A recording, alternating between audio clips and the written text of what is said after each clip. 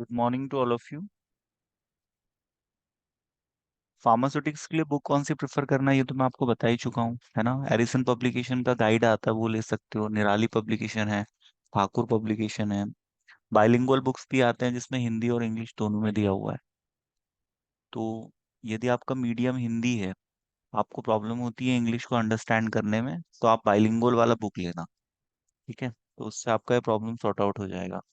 Thakur publication है, निराली है, एरिशन पब्लिकेशन है, और आर एम मेहता का एक और बहुत अच्छा स्टैंडर्ड बुक है जिससे मैं आप लोग को पढ़ाता हूँ। दो एडिशन में आता है ये, फार्मास्यूटिक्स फर्स्ट और फार्मास्यूटिक्स सेकंड। इसके राइटर का नाम है आर एम मेहता। तो ये बुक भी मोर देन इनफ है, इसका कंटेंट भी काफी अच्छा है, काफी क्वालिटी कंटेंट इसमें दिया हुआ है, पैराग्राफ फॉर्म में दिया हुआ है, इसकी लैंग्वेज भी काफी इजी है। और इसमें एमसीक्यूज भी दिए हुए हैं, किसी भी चैप्टर को पढ़ने के बाद आप एमसीक्यू सॉल्व कर सकते हो। एमसीक्यू सॉल्व करोगे तो आपको एग्जिट एग्जाम इजिली क्लियर हो जाएगा। और इसमें क्वेश्चंस भी दिए हुए हैं जो एग्जाम्स में किस टाइप से क्वेश्चन बनेंगे इस चैप्टर से। तो किसी भी चैप्टर के हमको इंपॉर्टेंट क्वेश्चंस को सॉल्व करना बहुत जरूरी है। जैसे ही हमने कोई टॉपिक पढ़ा तो उस टॉपिक से प्रीवियस ईयर में कौन से क्वेश्चन पूछे गए हैं उनको हमें सॉल्व करना है। और पिछले साल के 2-3 साल के पेपर भी हमें सॉल्व करने हैं, बैक के भी और रेगुलर के भी। तो जिसने बुक नहीं ली है वो तो आर एम मेहता भी ले सकता है ना। लेकिन वही है कि वही ले जो थोड़ा सा पढ़ने में इंटरेस्टेड है, क्योंकि इसमें थोड़ा सा डीपली कंटेंट दिया हुआ है ना। और लैकमैन की भी आती है, तो लैकमैन तो खैर बैचलर्स इन फार्मेसी के लिए है। पर डिप्लोमा लेवल पे आर एम मेहता एक अच्छी किताब है, इसी से मैं आपको पढ़ाता भी हूँ, है ना। और ये बहुत लंबे समय से मार्केट में है और काफी स्टैंडर्ड बुक है। मैंने आपको डोजेस फॉर्म का क्लासिफिकेशन बताया था। इसमें लिक्विड डोजेस फॉर्म है, गैसेस डोजेस फॉर्म है, और सॉलिड डोजेस फॉर्म है, और सेमी सॉलिड डोजेस फॉर्म है। ठीक है। लिक्विड में आपका मोनोफेजिक है, बाईफेजिक है। मोनोफेजिक में सिरप आता है, अरे यार एलिक्सर्स मेरा आते हैं। चार्जर क्यों लगा रहा है यार भैया मेरा चार्जर मत लगाया। एलिक्सर्स आता है। म्यूट कर लो बेटा अपने आप को।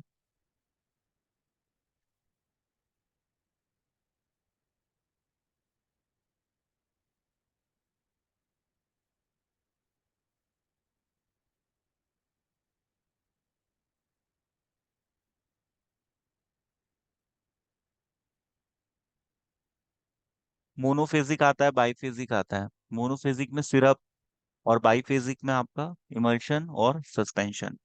इमल्शन और सस्पेंशन तो मैं आपको पहले पढ़ा चुका हूँ, एक बार और रिवाइज करवा दूंगा। तो आज हम डिस्कस करेंगे ऑइंटमेंट्स। ठीक है। Ointment semi solid doses form की कैटेगरी में आता है। इसके एग्जांपल्स हैं ऑइंटमेंट, पेस्ट, जेली। ये सभी सेमी सॉलिड डोजेस फॉर्म के एग्जांपल हैं। हम ऑइंटमेंट को एक्सटर्नली यूज करते हैं स्किन पर।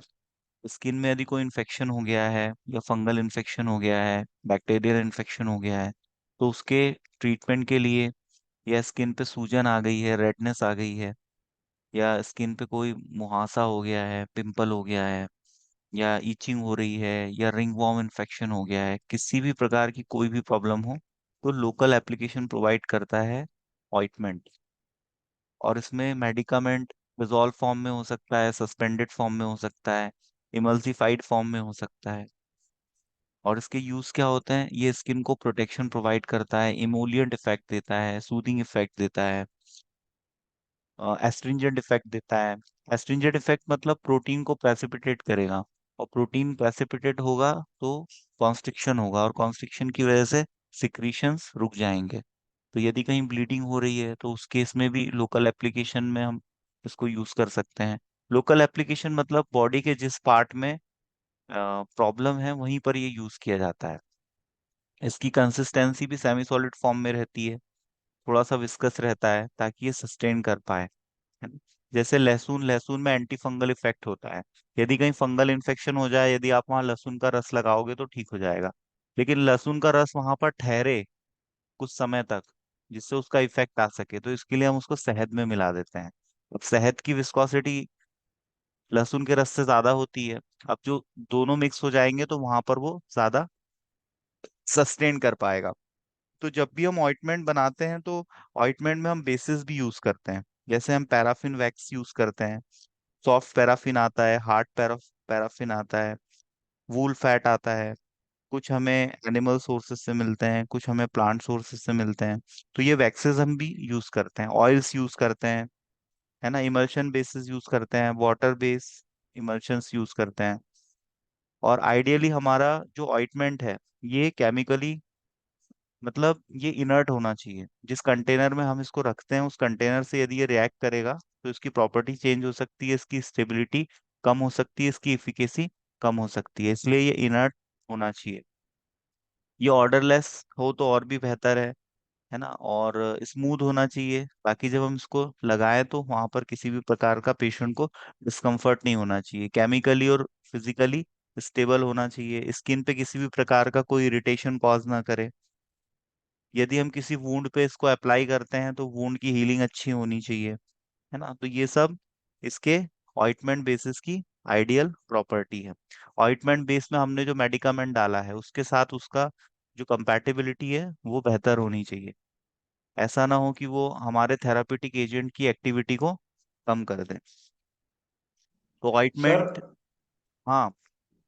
सर ये जो जीएमपी गाइडलाइंस करके है, ये हम्म। प्रीवियस ईयर में भी पूछा गया है।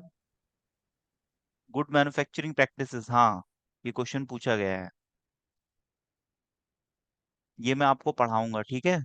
जीएमपी गुड मैन्युफैक्चरिंग प्रैक्टिसेस, ये किसी भी डोजेस फॉर्म की होती है। हर डोजेस फॉर्म की गुड मैन्युफैक्चरिंग प्रैक्टिसेस होती है।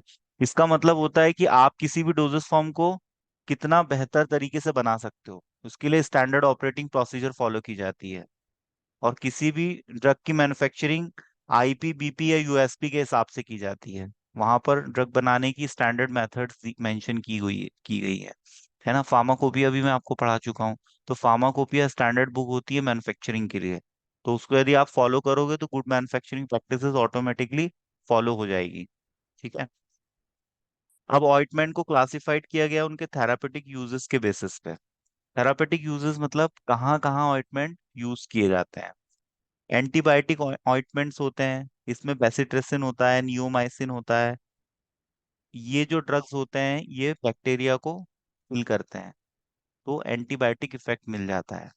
लोकली यदि स्किन पे कहीं इन्फेक्शन हुआ है तो हम एंटीबायोटिक ऑइंटमेंट यूज करते हैं। एंटी फंगल ऑइंटमेंट यूज करते हैं, इसमें बेंजोइक एसिड होता है, सैलिसिलिक एसिड होता है, निस्पेटिन होता है। ये इसके इंग्रेडिएंट्स होते हैं, ये थेराप्यूटिकली यूज किए जाते हैं। तो ऑइंटमेंट पे यदि हमने मेडिकामेंट डाला है तो वो मेडिकेटेड ऑइंटमेंट कहलाएगा। और यदि हमने उसमें मेडिकामेंट नहीं डाला है तो फिर वो जनरल इफेक्ट देगा, जैसे स्किन को हाइड्रेटेड करेगा, जैसे क्रीम्स आती है ना। तो मेडिसिनल इफेक्ट मतलब किसी न किसी मेडिकल कंडीशन को ट्रीट करेगा। और जनरल पर्पस मतलब स्किन को हाइड्रेटेड रखेगा, इमोलिएंट इफेक्ट देगा, प्रोटेक्टिव इफेक्ट देगा, स्किन को सन प्रोटेक्शन दे, सन से प्रोटेक्ट करेगा। तो ये सब प्रोटेक्टिव इफेक्ट के अंतर्गत आएगा। यदि स्किन पे कहीं ईचिंग हो रही है तो इसमें हम एंटी प्रूरिटिक ऑइंटमेंट यूज करते हैं, ये ईचिंग से हमें रिलीफ देता है। इसमें बेंजोकेन डला होता है और हम कोल्टार ऐड करते हैं, तो ये इसके इंग्रेडिएंट्स होते हैं। यदि हमारे स्कैल्प में डैंड्रफ हो रहा है, आपने देखा होगा, स्कैल्प की सफाई नहीं करे, बाल के जो नीचे होता है स्कैल्प, यदि हम स्कैल्प की सफाई ना करें तो साफ सफाई ना रखने से वहां पर भी ईचिंग होने लगती है, वाइट कलर की पपड़ी झड़ने लगती है, उसको हम डैंड्रफ कहते हैं। तो डैंड्रफ के ट्रीटमेंट में भी ये यूज किया जाता है। शैम्पू में भी, शैम्पू भी इससे बनाए जाते हैं, ऑइंटमेंट फॉर्म में आते हैं वो शैम्पू। वो मेडिकेटेड होते हैं, उसमें सैलिसिलिक एसिड होता है। सैलिसिलिक एसिड क्या करता है, ये एंटी फंगल इफेक्ट देता है। तो डैंड्रफ जो फंगस की वजह से हुई है उसमें इसमें रिलीफ मिल जाएगा, ठीक है। तो स्कैल्प की साफ सफाई रखना बहुत जरूरी है, नहीं तो आपको डैंड्रफ हो सकता है और ईचिंग का प्रॉब्लम होगी। और कहीं आप यदि कहीं पर भी बैठे हो और सर खुजा रहे हो तो अच्छा नहीं लगता वो। तो ये भी इसके लिए ये वाले एंटी डैंड्रफ ऑइंटमेंट आते हैं। एस्ट्रिंजेंट इफेक्ट क्या होता है, प्रोटीन को प्रेसिपिटेट करेंगे और कॉन्ट्रैक्शन पैदा करेंगे। इससे क्या होगा, जो डिस्चार्ज है वो कम हो जाएगा। जैसे कहीं से ब्लीडिंग हो रही है, इसका एग्जाम्पल है कटेचू, कोगनोसी में मैंने आपको पढ़ाया होगा। Calamine lotion, zinc oxide, panic acid, ये सब एस्ट्रिंजेंट के एग्जाम्पल है। फिटकरी, पोटास एलम, है ना, एलम, फिटकरी। फिटकरी भी एस्ट्रिंजेंट इफेक्ट देता है। आपने देखा होगा पहले लोग सेविंग करते थे और सेविंग करने के बाद में फिटकरी घस लेते थे, देखा है कभी? क्यों बेटा? फिटकरी से पानी भी साफ किया जाता है, एंटी माइक्रोबियल इफेक्ट होता है ना फिटकरी में। समझ में आ रहा है आप लोगों को? जी क्यों? सर। सुमित, सोमेन, ऑइंटमेंट क्या होता है? क्या होता है ऑइंटमेंट, बताओ।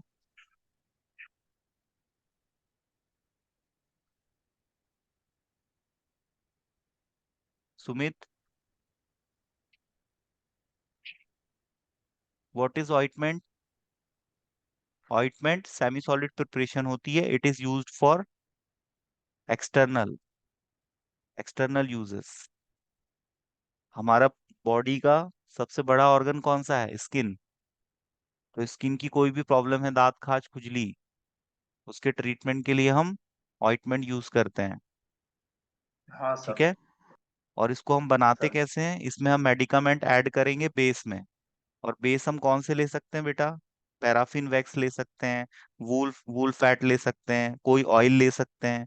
उसमें फिर हम मेडिकामेंट को मिक्स करेंगे और उसको मिलाएंगे बहुत अच्छे से। तो सेमी सॉलिड कंसिस्टेंसी का हमारा जो बेटा पेस्ट बनेगा ना, वही होता है ऑइंटमेंट। आया समझ में? अब उसमें हम कौन से मेडिकामेंट ऐड करेंगे जिस हिसाब से हमारी नीड होगी। यदि हम बैक्टीरियल इन्फेक्शन को ट्रीट करना चाहते हैं तो हम बेसिट्रिसिन डाल देंगे, नियोमाइसिन डाल देंगे, ये सब एंटीबायोटिक कीटोमोनास चलेगा सर। ड्रग्स हैं। ठीक है। यहीं पर यदि हमको इन्फ्लामेशन को कम करना है तो एंटी इन्फ्लामेटरी ऑइंटमेंट्स भी आते हैं। इन ऑइंटमेंट से हमें एलर्जिक कंडीशन, जैसे ईचिंग हो रही है, स्वेलिंग आ गई, रेडनेस आ गई, ये कम करता है। तो इसके लिए हम बीटामेथासोन, हाइड्रोकॉर्टिसोन, इस टाइप के स्टेरॉइड्स यूज करेंगे। तो ये स्टेरॉइड्स क्या करेंगे? सूजन को, इन्फ्लामेशन को कम करेंगे, रेडनेस को कम करेंगे, जो ईचिंग हो रही है उसको कम करेंगे। आप किसी भी ऑइंटमेंट को, मार्केटेड फॉर्मुलेशन को देखोगे तो उसमें आपको जो इंग्रेडिएंट्स मैं बता रहा हूँ ये सब आपको नजर आएंगे। ठीक है।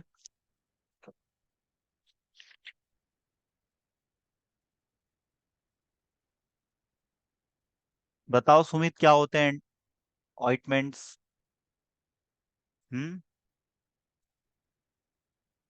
सुमित, ऑइंटमेंट सर स्किन पर लगाने के लिए लोशन होते हैं, लोशन जेली फॉर्म में होते हैं।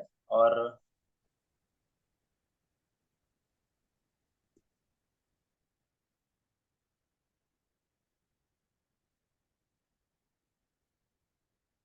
ऑइंटमेंट से क्वेश्चन आ सकता है, define ointment, what are the different types of ointment, advantages and disadvantages of ointment, ointment के फायदे क्या है, नुकसान क्या है। बहुत सी ऐसी मेडिकल कंडीशन है जिनके ट्रीटमेंट में हम ऑइंटमेंट यूज करते हैं। लिवर को भी डैमेज नहीं करते ऑइंटमेंट, ये एक फायदा है, क्योंकि लोकल एप्लीकेशन होता है। ठीक है। यदि किसी के एडी में कोई इन्फेक्शन हो गया है तो वहां पर सीधे हम लोकली ऑइंटमेंट को अप्लाई करेंगे। यहाँ आप साइड में ऑइंटमेंट का एक एग्जाम्पल देख रहे हो, देख रहे हो? कोलेप्सिबल ट्यूब इसका कंटेनर होता है। Collapsible tube, yes collapsible tube मतलब क्या होता है? इसको आप प्रेस करोगे तो मेडिकामेंट बाहर आएगा, है ना। अभी मैंने आपको कंटेनर पढ़ाया था, तब पढ़ाया था ना, कंटेनर में कोलेप्सिबल ट्यूब होता है, यही है वो कोलेप्सिबल ट्यूब। आप डेली यस। पेस्ट करते हो, दांत मांजते हो, ब्रश करते हो, तो जितने भी आपने हाँ सर, देखा हाँ होगा सर। पेस्ट आते हैं सब इसी कंटेनर में आते हैं, है ना। तो ऑइंटमेंट के लिए कंटेनर यूज किया जाता है। आपने देखना जेली, क्रीम, है ना, ये सब ऑइंटमेंट ये इस टाइप के कंटेनर इसके लिए प्रेफर किए जाते हैं। ऐसा नहीं है कोई हार्ड एंड फास्ट नहीं है, कुछ ऐसे ऑइंटमेंट भी आते हैं जो आपको ग्लास कंटेनर में मिल जाएंगे, है ना। कुछ क्रीम्स ऐसी आएंगी जो आपको इसमें, आपका जो पॉन्ड्स की क्रीम जैसे आपने देखी होगी कॉस्मेटिक में यूज होती है ना, तो वो प्लास्टिक कंटेनर में आती है। लेकिन पॉसिबली जिसमें मेडिकामेंट ऐड होता है, मेडिसिनल पर्पस से जो यूज किए जाते हैं, तो वहां पर क्या है, इन चीजों का ध्यान रखा जाता है कि हमारा जो प्रोडक्ट है वो कंटेनर से कंपैटिबल हो। यदि वो कंटेनर से रिएक्ट करेगा तो हमारे प्रोडक्ट की स्टेबिलिटी भी कम हो जाएगी और उसकी इफिकेसी भी कम हो जाएगी। ठीक है। और हमने जो मेडिकामेंट जिस बेस में ऐड किया है उसके साथ वो कंपैटिबल होना चाहिए। ठीक है। तो जैसे हमने जो भी वैक्स यूज किया है, पैराफिन यूज किया है, वूल फैट यूज किया है, या हमने कोई ऑयल यूज किया है, तो वो ऑयल और हमारा मेडिकामेंट ये दोनों कंपैटिबल होना चाहिए। ठीक है। और जब भी पेशेंट ऑइंटमेंट लगाता है तो उसके वुंड की हीलिंग फास्ट होनी चाहिए। ठीक है। और किसी भी प्रकार का उसको साइड इफेक्ट नहीं आना चाहिए, उससे डिस्कम्फर्ट फील नहीं होना चाहिए। है ना। तो ये ऑइंटमेंट की आइडियल प्रॉपर्टीज होती हैं। अब यहाँ पर आप देखो, ये ग्रीसी ग्रीसी नेचर के होते हैं क्योंकि इसमें ऑयल होता है, लेकिन ये ज्यादा ग्रीसी नहीं होना चाहिए। हमने यदि स्किन पे अप्लाई किया है और इनने अपना इफेक्ट दिखा दिया है तो इजिली स्किन से ये रिमूव हो जाए। तो एक्सेस में इनका ग्रीसी होना सही नहीं है। और ये ग्रीसी नेचर इनका ऑयल की वजह से होता है, क्योंकि हम इसमें ऑयल ऐड कर रहे हैं। ठीक है। तो ऑयल ऐड करने की वजह से होता है। ये पीपीटी पे बेटा ये मत चलाओ ये। सुमित, सोमेन, जी सर। ये पीपीटी पे ये मत चलाओ आप, पेन। ठीक है। मैं इसको भी मिटा देता हूँ। ये आपने शायद बाई मिस्टेक चला दिया है, इसको मिटा देना जरा। ये ग्रीसी नेचर के होते हैं, ऑयली नेचर के होते हैं। ठीक है। सेमी सॉलिड प्रिपरेशन होती हैं ये सब आपको लिखना एग्जाम में आएगा तो। और इसमें एपीआई डला होता है, वो हमारी नीड के हिसाब से हम ऐड करते हैं। ऑइंटमेंट बेस होता है। ऑइंटमेंट जो वर्ड है बेटा, ये लैटिन वर्ड से आया है जिसका मतलब होता है ऑयल। ठीक है। इसमें oil as a base use किया जाता है। On the basis of medicament it is classified into medicated and unmedicated. Medicated मतलब जिसमें एपीआई होगा, अनमेडिकेटेड मतलब जो जनरल पर्पस से यूज किया जाएगा। सन प्रोटेक्शन देगा, हमें सन की रेज से बचाएगा, हमारी स्क्रीन स्किन को हाइड्रेटेड रखेगा, नम रखेगा हमारी स्किन को, मॉइस्चर रिमूवल को प्रोटेक्ट करेगा, इमोलिएंट इफेक्ट देगा।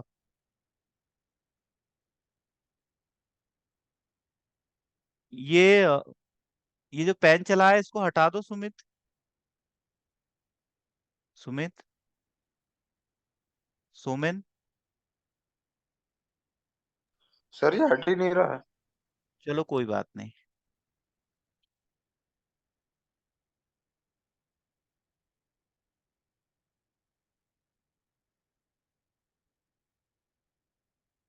ये मेडिकेटेड ऑइंटमेंट के एग्जाम्पल है। डर्मेटोलॉजिकल ऑइंटमेंट्स आते हैं। डर्मा मतलब स्किन। डर्मेटोलॉजिस्ट इनको यूज करते हैं दांत खाज खुजली के इलाज के लिए, तो इनको डर्मेटोलॉजिकल ऑइंटमेंट्स कहते हैं। ऑप्थेल्मिक ऑइंटमेंट्स आते हैं। ऑप्थेल्मिक मतलब आई से एसोसिएटेड है। आंखों में यदि कोई प्रॉब्लम है, कंजक्टिवाइटिस हो गया है, आंखों में रेडनेस आ रही है, स्वेलिंग आ रही है, ईचिंग हो रही है, तो उस कंडीशन में ऑप्थेल्मिक ऑइंटमेंट यूज किए जाते हैं। रेक्टल ऑइंटमेंट एनाल, जो हमारा एनस का केनाल होता है उसमें यूज किए जाते हैं। यदि किसी को हेमोरॉइड का प्रॉब्लम है, किसी को फीसेस के दौरान ब्लीडिंग हो रही है, फीसेस पास करने में ब्लीडिंग हो रही है, या ईचिंग हो रही है, या वहां पर स्वेलिंग आ गई है, रेडनेस आ गई है, तो उस केस में रेक्टल ऑइंटमेंट यूज किए जाते हैं। और रेक्टल सप्पोजिटरी भी यूज की जाती है, लेकिन सप्पोजिटरी बेटा यूनिट डोजेस फॉर्म में आता है। ठीक है। सप्पोजिटरी एग्जाम्पल है यूनिट डोजेस फॉर्म का, लेकिन ऑइंटमेंट यूनिट डोजेस फॉर्म का एग्जाम्पल नहीं है। पर ये दोनों सेमी सॉलिड में आते हैं। वेजिनल ऑइंटमेंट्स आते हैं यदि वाइट डिस्चार्ज की प्रॉब्लम है ना, सफेद पानी आ रहा है, फंगल इन्फेक्शन हो गया है। ठीक है। तो उस केस में जैसे जो एंटी फंगल ड्रग्स होते हैं उसके ऑइंटमेंट बनाए जाते हैं, और वेजिनल कैविटी में उसको लोकली अप्लाई किया जाता है, वहीं से ये एब्जॉर्ब होते हैं और अपना इफेक्ट देते हैं। तो ऑइंटमेंट क्या है, स्किन को पेनेट्रेट करके आ, अंदर की तरफ जाता है, और एब्जॉर्ब होके वहां पर जो भी माइक्रो ऑर्गेनिज्म की वजह से इन्फेक्शन हुआ है उसको वो किल करता है, उसको वो इरेडिकेट करता है। नेजल ऑइंटमेंट आते हैं यदि किसी की नोज में, नेजल कैविटी में इन्फेक्शन है, तो उसमें ये अप्लाई किए जाते हैं। अब इनका एडवांटेज क्या है, किसी भी बल्कि लिक्विड डोजेस फॉर्म से इनकी हैंडलिंग ज्यादा बेटर होती है, और ये केमिकली ज्यादा स्टेबल होते हैं in comparison of liquid dosage form. और हम इनको लोकली अप्लाई करते हैं तो जिस भी बॉडी पार्ट में प्रॉब्लम है वहां इनका एक्सपोजर लंबे समय तक बना रहता है। और इसको पेशेंट सेल्फ मेडिकेशन कर सकता है, मतलब खुद अपनी बॉडी पे अप्लाई कर सकता है। तो ये इसके एडवांटेजेस हो गए। डिसएडवांटेज क्या है? यदि हम इसको सॉलिड डोजेस फॉर्म से कंपेयर करें, तो सॉलिड डोजेस फॉर्म इससे ज्यादा स्टेबल होता है, और उसका ट्रांसपोर्टेशन भी इजी होता है, और उसका कंटेनर भी थोड़ा सा चीप होता है। तो ये इसके कुछ डिसएडवांटेजेस हैं यदि हम दूसरे डोजेस फॉर्म से कंपेयर करें तो। जैसे इन टर्म्स ऑफ स्टेबिलिटी, ज्यादा स्टेबल कौन है? Solid doses form. उससे थोड़ा कम कौन है? Semi solid. और उससे थोड़ा कम कौन है? Liquid dosage form. Liquid dosage form में कंटामिनेशन की पॉसिबिलिटी बहुत ज्यादा हाई होती है।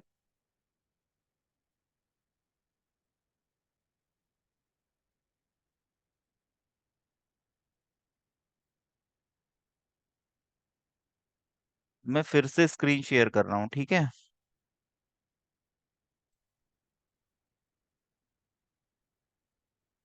अब स्क्रीन क्लियर दिख रही है आपको?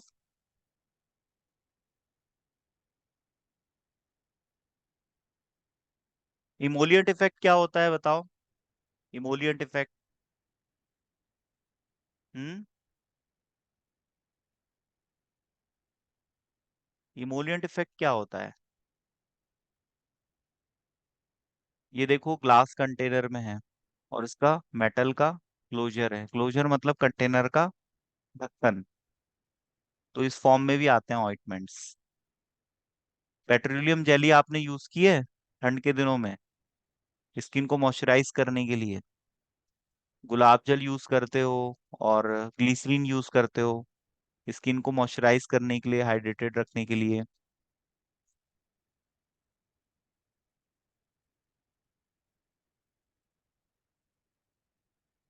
ये इसमें हम ऑयल यूज करते हैं, वैक्सेस यूज करते हैं, ये सब ऑइंटमेंट बेसिस हैं।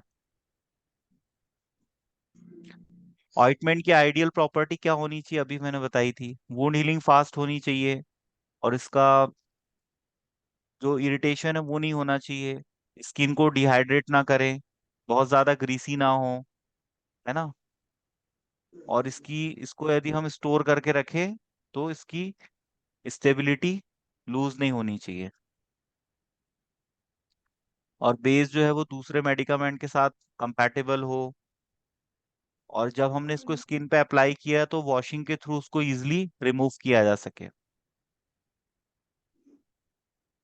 अब हम इसको बनाते कैसे हैं? इसके लिए ऑइंटमेंट मील भी यूज होती है ना? इलेक्ट्रिक मोटार पिस्टल भी आता है, और मैनुअली भी हम इसको लैब में बना सकते हैं।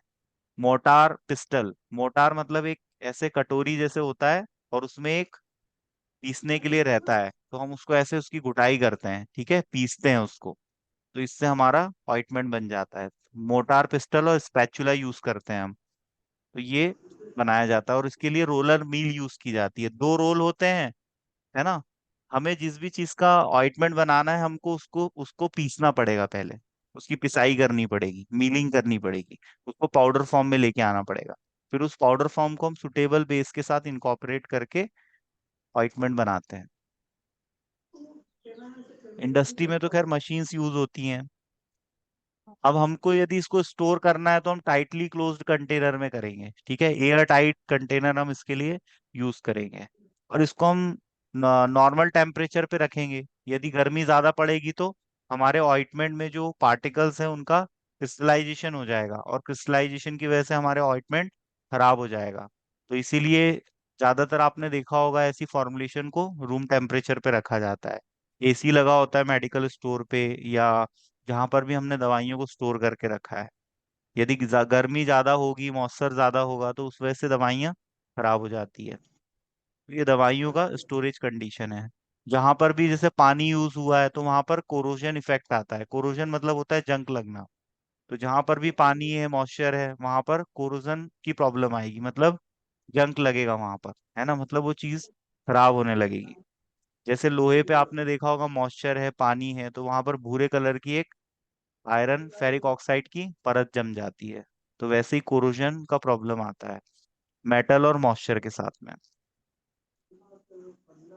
और जो आंखों में यूज किए जाते हैं ऑइंटमेंट्स, वो स्टेराइल होते हैं। स्टेराइल मतलब free from any micro organism, तो उसको चेक किया जाता है। और ऑइंटमेंट का इवैल्यूएशन टेस्ट भी किए जाते हैं कि हमने यदि फैक्ट्री में बनाया है तो उसकी क्वालिटी अच्छी है या नहीं।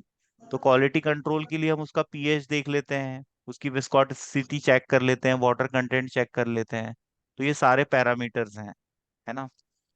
हम देख लेते हैं उसमें फेस सेपरेशन तो नहीं हो रहा है, और उसमें यूनिफॉर्मिटी है या नहीं, है ना। और हम उसका इन विट्रो रिलीज भी देख लेते हैं। इन विट्रो रिलीज मतलब हमने यदि कोई मॉडल बनाया है तो उसमें हम अप्लाई करके देख लेते हैं। इसको ऐसे समझो बेटा, जैसे कोई क्रीम है, वो आपको सूट हो रही है या नहीं, तो आप उसको फेस पे लगाने से पहले स्किन पे लगा के देख लेते हो। तो आपने उसको इवेलुएट किया या नहीं, आपने ये पता कर लिया कि ये क्रीम मेरे लिए सूटेबल है या नहीं। और ये क्रीम यदि आपके लिए सूटेबल है तो आप उसको स्किन पे, फेस पे लगा लोगे। करते हो ऐसा, क्यों सुमित? हम्म। सुमित, जी सर। करते हो ऐसा?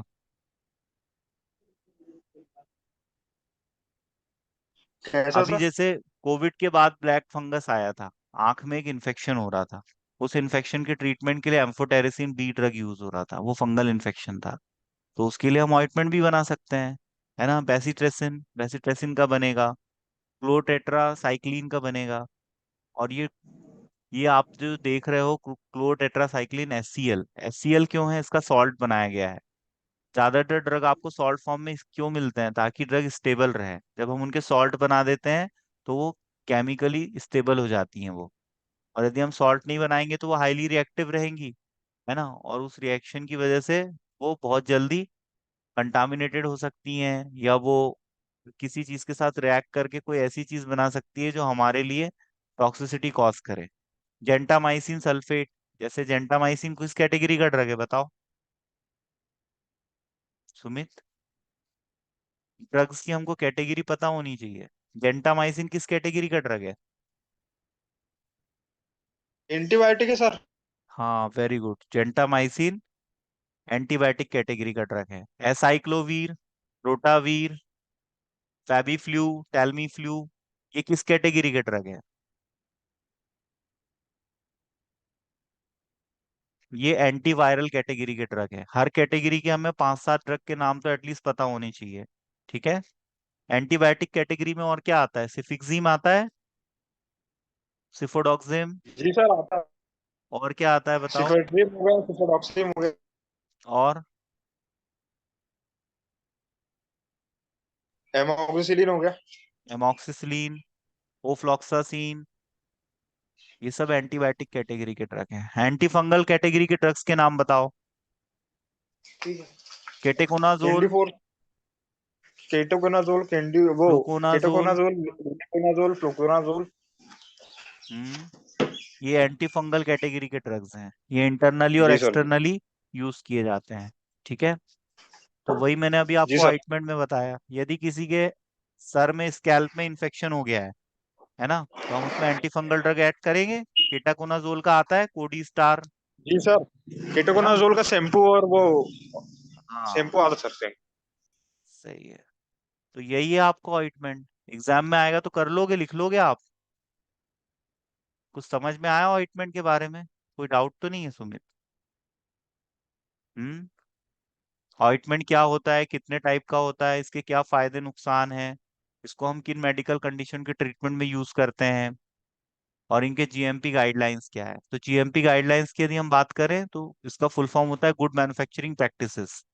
गुड मैन्युफैक्चरिंग प्रैक्टिसेस का मतलब मैंने आपको बताया, जिस भी डोजेस फॉर्म को हम बनाएंगे तो स्टैंडर्ड ऑपरेटिंग प्रोसीजर फॉलो करेंगे, है ना। और वो कहाँ पर दी है? फार्माकोपिया में दी हुई है। बीपी, आईपी और USP, Indian pharmacopoeia, British pharmacopoeia और यूएसपी फार्माकोपिया। और नेशनल फॉर्मूलरी भी आती है, एक्स्ट्रा फार्माकोपिया है, इंटरनेशनल फार्माकोपिया है। इनके एडिशंस मैंने आपको कल शायद बताए थे। फर्स्ट एडिशन कब आया था आईपी का? 1955। 1955 में। सेकंड एडिशन आया था 1966 में। थर्ड आया था 1985 में। और फोर्थ कब आया था? 1996 में, है ना। ऐसे करके 2007 में एडिशन आया, 2018 में आया। तो जो लेटेस्ट एडिशन है वो कब आया था? 2018 में, जो अभी एट प्रेजेंट चल रहा है। और इसमें अमेंडमेंट करके हर साल इसको रिपब्लिश किया जाता है। ब्रिटिश फार्माकोपिया का फर्स्ट एडिशन आया था 1864 में, ठीक है। और ये एनुअली इसको रिपब्लिश किया जाता है। फार्माकोपिया बहुत इंपॉर्टेंट है, फार्मास्यूटिक्स और फार्मास्यूटिकल केमिस्ट्री दोनों में पूछा जा सकता है ये। ठीक है। तो फार्माकोपिया में ड्रग ड्रग रेसिपी की मेथड्स दी हुई हैं कि ड्रग्स को आप कैसे प्रिपेयर करोगे। ठीक है। जैसे गुड मैन्युफैक्चरिंग प्रैक्टिसेस होता है, वैसे ही गुड फार्मेसी प्रैक्टिस भी होता है ना। गुड फार्मेसी प्रैक्टिस आप मेडिकल स्टोर जब रन करोगे वहां पर आप यूज करोगे। मतलब फार्मेसी प्रोफेशन के स्टैंडर्ड को रेस करने के लिए गाइडलाइंस सेट किए गए हैं, है ना। जैसे आप लैब में काम कर रहे हो तो उसके भी गाइडलाइंस होते हैं। आपको एप्रॉन पहन के, एप्रन यदि आपने पहना है तो आप लैब में जाओगे तो आप सेफ फील करोगे, है ना। नहीं तो केमिकल की वजह से आपको हार्म हो सकता है ना। अब जैसे गाइडलाइन कहते हैं कि भाई केमिस्ट्री का लैब है, वहां पर यदि फ्यूम्स बन रही हैं, आपने कोई सिंथेसिस की, फ्यूम बनी, तो फ्यूम को बाहर निकलने के लिए प्रॉपर वेंटिलेशन की व्यवस्था होनी चाहिए, है ना। अब जैसे आप फार्मास्यूटिक्स लैब में आप कोई फॉर्मुलेशन बना रहे हो, तो उस वहां पर आप उसमें डिस्टिल वाटर यूज करोगे। कौन सा वाटर यूज करोगे? Distil water. तो वहां पर डिस्टिलेटर की व्यवस्था होनी चाहिए लैब में, है ना। तो ये सब गाइडलाइंस होते हैं, है ना। काम करने के तरीके, किसी भी काम को आप ज्यादा अच्छे से करोगे तो रिजल्ट भी अच्छा आएगा, है ना। पढ़ाई करोगे सिंसियरली तो पास हो जाओगे। जो कभी ना क्लास अटेंड करेगा ना बुक खोल के देखेगा वो फेल हो जाएगा। तो गाइडलाइन मतलब क्या? किसी भी काम को करने की एक सुव्यवस्थित जो नीति होती है उसी को हम गाइडलाइन कहते हैं। और गाइडलाइन हर जगह होती है, कहाँ गाइडलाइन नहीं होती है? अभी कोविड के टाइम पे गाइडलाइन जारी की गई कि मास्क लगाइए, है ना। अपने हैंड्स को सैनिटाइज कीजिए, यदि आप बाहर से आते हो तो आपको नहाना है ना। ये सब गाइडलाइंस आ रहे थे ना। आपको विटामिन सी खाना है, WHO अपने गाइडलाइन जारी कर रहा था, है ना। ये सब WHO ऑर्गेनाइजेशन भी है आपके सिलेबस में, है ना, सोशल फार्मेसी में। तो WHO अपने गाइडलाइन जारी करता है। इंटरनेशनली WHO काम करता है और भारत भी WHO का एक सदस्य है, मेंबर है। WHO का ऑफिस कहाँ पर है पता है आपको? Switzerland, Geneva. ये पूछते हैं, है ना। तो WHO पे शॉर्ट नोट लिखने के लिए आता है, ये मैं आपको सोशल फार्मेसी में पढ़ाऊंगा। क्वालिटी कंट्रोल टेस्ट आपको समझ में आया? जैसे ऑइंटमेंट हमने बना लिया है, तो ऑइंटमेंट को हम चेक करके देख लेंगे कि वो कोई ईचिंग तो नहीं कर रहा है ना। इजिली वो स्किन से वॉश हो रहा है या नहीं हो रहा है, रिमूव हो रहा है या नहीं हो रहा है, तो हम उसका क्वालिटी कंट्रोल करके देखेंगे। उसमें कोई दरदरापन तो नहीं है, क्योंकि जब हम उसको अप्लाई करेंगे तो कोई डिस्कम्फर्ट फील ना हो पेशेंट को, है ना। क्योंकि हमारे बॉडी पार्ट्स में कहीं स्किन बहुत ज्यादा कोमल होती है, सॉफ्ट होती है, तो वहां पर वो दरदरेपन की वजह से, वहां पर फ्रिक्शन की वजह से हमारी ईचिंग और ज्यादा बढ़ सकती है। ठीक है। तो मैंने आपको डिफरेंट मेडिकल कंडीशंस बताई जिसके ट्रीटमेंट के लिए हम ऑइंटमेंट यूज करते हैं। ऑइंटमेंट को हम कैसे बनाते हैं, ऑइंटमेंट बनाने के लिए हम कौन सा मेथड यूज करते हैं। इलेक्ट्रिक मोटर पिस्टल भी आता है ना, मैनुअल भी आता है, और मीलिंग मशीन हम यूज करेंगे। ठीक है। मिक्सर हम यूज करेंगे, मिक्सिंग भी तो करेंगे, है ना। तो ये सब फार्मास्यूटिकल ऑपरेशन में ये मेथड्स, हम ये प्रोसेस हम यूज करते हैं। तो आपको समझ में आया ऑइंटमेंट क्यों, सुमित? हम्म। जी सर। लिख लोगे एग्जाम में आएगा तो? कोई डाउट तो नहीं है? यस यस सर, एक बार और पढ़ना पड़ेगा मतलब। हाँ, तो एक बार आप ये, मैं आपको दे दूंगा नोट्स, तो आप इसको पढ़ लीजिएगा, है ना। और कल की क्लास में मैं आपसे पूछूंगा, है ना। ये देखो, जी सर। इवैल्यूएशन टेस्ट में रेट ऑफ एब्जॉर्प्शन, मतलब हमने स्किन पे ऑइंटमेंट लगाया तो वो कितनी तेजी से एब्जॉर्ब हो रहा है, उसका इफेक्ट कितनी देर में आ रहा है। ठीक है। दूसरा, रेट ऑफ पेनिट्रेशन। पेनिट्रेशन मतलब हमने स्किन पे लगाया ऑइंटमेंट, तो वो स्किन को कितनी लेयर तक पेनिट्रेट कर रहा है, कितना अंदर गहराई तक जा रहा है। यदि स्किन पे इंफेक्शन हो गया और हमने उसको ट्रीट नहीं किया, तो वो जो इन्फेक्शन है उसकी डेप्थ बढ़ते जाएगी, वो अंदर की तरफ बढ़ेगा, और वो जो माइक्रोब है वो हमारे ब्लड में पहुंच जाएगा। और माइक्रोब यदि ब्लड में पहुंच गया तो वो पूरी बॉडी में स्प्रेड हो जाएगा, सुमित। क्यों? सर हम्म। जी सर। और यदि वो पूरी बॉडी में स्प्रेड हो गया तो क्या होगा? पेशेंट को तो हर कहीं खुजली होने लगेगी फिर। पहले तो यहीं हो रही थी, फिर हो सकता है फेस पे भी होने लगे, शोल्डर पे भी होने लगे। इसका मतलब ये कि इन्फेक्शन अब ब्लड में आ गया है और वो पूरी बॉडी में स्प्रेड हो गया है। तो कोई भी इन्फेक्शन स्किन पे जो हुआ है उसको ब्लड में नहीं जाने देना है ना, मतलब अंदर की तरफ नहीं जाने देना है। तो इसीलिए स्किन की जो लेयर्स होती हैं, एपिडर्मिस, डर्मिस, सबक्यूटेनियस, ये जो लेयर्स होती हैं, इसमें इन्फेक्शन अंदर नहीं जाना चाहिए। तो ये जो ऑइंटमेंट हमने लगाया है, इसका पेनेट्रेशन पावर अच्छा होना चाहिए, ठीक है। तो ये होता है rate of penetration. Rate of drug release, मतलब हमने बेस में जो एपीआई ऐड किया है, तो हमने जब ऑइंटमेंट लगाया तो बेस तो हमने केवल सपोर्ट के लिए यूज किया है, बेस में कोई इफेक्ट है क्या, बताओ, है ना। वो तो केवल आधार उपलब्ध करा रहा है, लेकिन उसमें जो दवाई है उसका मेन इफेक्ट होता है, थेराप्यूटिक इफेक्ट किसका होता है, एपीआई का, है ना। रियोलॉजिकल प्रॉपर्टी, रियोलॉजी होती है स्टडी ऑफ पाउडर। किसी भी ड्रग को जब हम पीसते हैं तो उसका पार्टिकल साइज की, पाउडर के पार्टिकल साइज की जो स्टडी होती है उसको हम रियोलॉजी कहते हैं, है ना। पाउडर की फ्लो प्रॉपर्टी, तो ये होती है रियोलॉजी। रियोलॉजी पूछा जाता है, एक दो नंबर की डेफिनेशन की रियोलॉजी क्या होती है, स्टडी ऑफ पाउडर पार्टिकल्स, है ना, पाउडर बना होता है पार्टिकल्स का, फाइन पार्टिकल्स का। कंटेंट यूनिफॉर्मिटी और प्रिजर्वेटिव इफिकेसी, प्रिजर्वेटिव हम ऐड क्यों करते हैं, हमारे फॉर्मुलेशन को कंटामिनेशन से बचाने के लिए। अब जो एंटीबायोटिक है उसमें तो खैर कोई बात ही नहीं है, उसमें तो खुद ही वो अपने आप में ही किसी भी माइक्रोब्स को मारने की पावर रखती है। तो हम उसका ऐसे करके केवल ये चेक करते हैं कि वो माइक्रोब्स को किस हद तक मार पा रही है, तो इससे क्वालिटी कंट्रोल हो जाता है हमारे प्रोडक्ट का। तो ये सब इवैल्यूएशन टेस्ट है हमारे ऑइंटमेंट के लिए। और ये रेफरेंस बुक है जो मैंने आपको बताई, RM मेहता मैंने यूज की है, और जो कुछ मैंने आपको पढ़ाया उसके पेज नंबर भी यहाँ पर मेंशन किए गए हैं। और लैकमैन बुक है, ये काफी स्टैंडर्ड बुक है, लेकिन ये बैचलर्स इन फार्मेसी के स्टूडेंट के लिए ज्यादा बेहतर है क्योंकि इसमें बहुत ज्यादा डीप में दिया हुआ है ना। तो बुक बुक ले ली सुमित आपने, बुक है ना आपके पास, जी सर है। सुमित, कौन सी बुक है आपके पास। एरो की सर, एरो की। हाँ, एरो से भी पढ़ सकते हो आप, है ना। और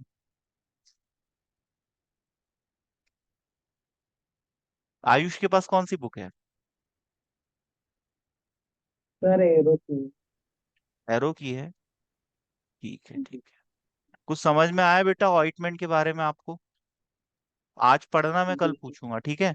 और कोई डाउट रहेगा तो मुझसे पूछ लेना आप, ठीक है। तो आज के लिए जी इतना सर। काफी है ना।